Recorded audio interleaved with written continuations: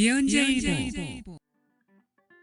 일장춘몽이란 말이 있다. 요즘 꼬라지를 보면 지난 12월 토트넘이 리그 1위를 달리고 손흥민이 아시아인 최초 EPL 득점왕, EPL 최우수 선수를 꿈꾸던 게 일장춘몽이었던 게 아니었던가 하는 생각이 절로 든다. 요사이 토트넘의 성적이나 플레이 내용을 보면 손흥민의 이적이 간절한데 과연 올여름 손흥민의 토트넘 탈출이 가능한지 따져보자. 먼저 개인적 예언이랄까, 결론을 말한다면 손흥민은 2021년 6월 메뉴의 유니폼을 입을 확률이 60% 이상일 정도로 메뉴 이적이 유력하다. 이외에 토트넘에 남을 확률이 25% 정도, 그리고 파리로 갈 확률이 15% 정도 될 걸로 본다.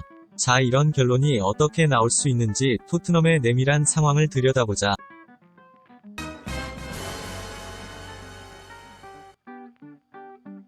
토트넘의 총 부채는 약 1조 8천억 원에 달한다. 유럽 빅클럽 중 단연 최고다. 그 다음이 지금 천문학적인 적자에 화풀이하듯 메시를 죽일 놈 만들고 있는 FC 바르셀로나로 약 1조 5,700억이라고 한다. 토트넘의 막대한 부채는 새롭게 홈 구장을 만들면서 투자된 돈이다. 재작년 새로운 스타디움을 개장할 때만 해도 레비는 설레어 밤잠도 설치며 새 구장을 통해 어마어마한 수입이 발생할 것을 꿈꿨을 것이다. 입장료 수입은 물론이고 콘서트, 미국 프로풋볼, 다양한 이벤트와 경기 유치 등으로 투자비를 충분히 회수할 수 있을 것으로 봤었다. 그러나 작년 코로나19로 이 꿈이 역시 일장춘몽이 되고 말았다. 작년 1,000억 원이 넘는 손실을 보았고 현재와 같은 추세가 유지된다면 올 시즌이 끝나면 무려 2,300억의 손실이 추가로 발생한다.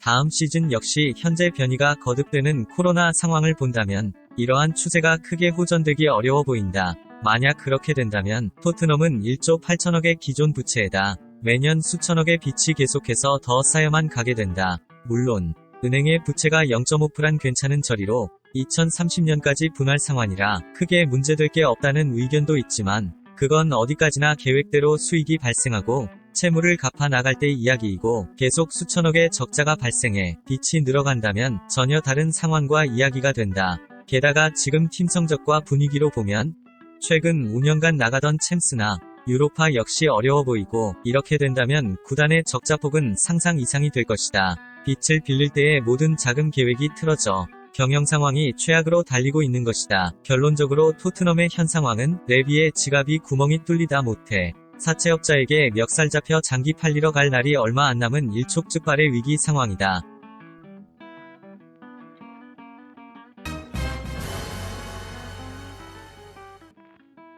지금 백척간두의 위기에 선 레비에게 선택은 세 가지 길이 있다.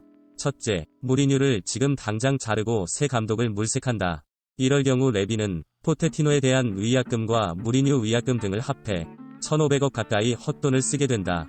게다가 새로운 감독 선임에 대한 비용까지 들어간다면 레비는 이런 상황에 대한 책임을 지고 아마도 구단주 자리에서 내려와야 될 것이다.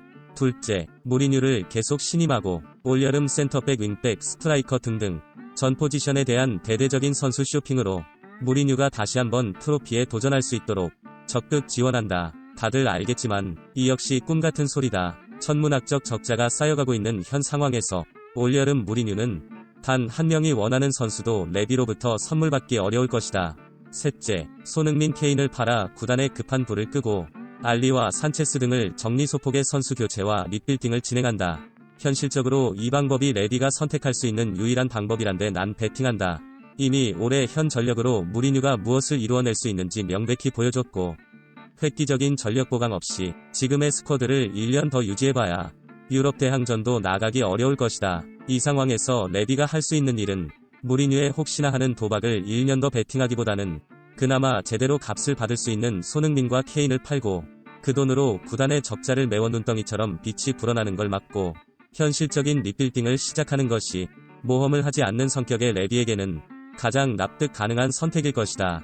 물론 무리뉴가 팀에 이러한 상황이 일어나는 걸 무기력하게 지켜보고만 있을지 아니면 더 망가지기 전에 자신도 과감히 토트넘 감독직을 던질지 그건 예측하기 쉽지 않으나 커리어의 내리막에서 마지막 반전 카드로 토트넘을 쥐었는데 이마저 잘못된 패라면 일찍이 던지고 최소한의 명예라도 보전하는 게 스페셜원에게 낫다고 생각할 수도 있다. 베일의 말대로 무리뉴 역시 평생 쓸 돈은 충분히 벌어놨고 거실 진열장에 늘어놓을 트로피도 충분하기에 가장 화려한 무대에서 스타일 구기는 퇴장을 그는 원하진 않을 것이다.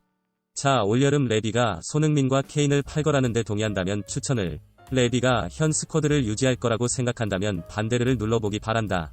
프로축구단도 금발의 슈퍼모델 여자친구도 비록 없는 우리지만 대신 FM을 걸어놓고 블랙땡땡 속의 늘씬한 금발들로 비천한 인생을 위로하며 손흥민과 EPL에 어떤 일이 일어날지 지켜보자.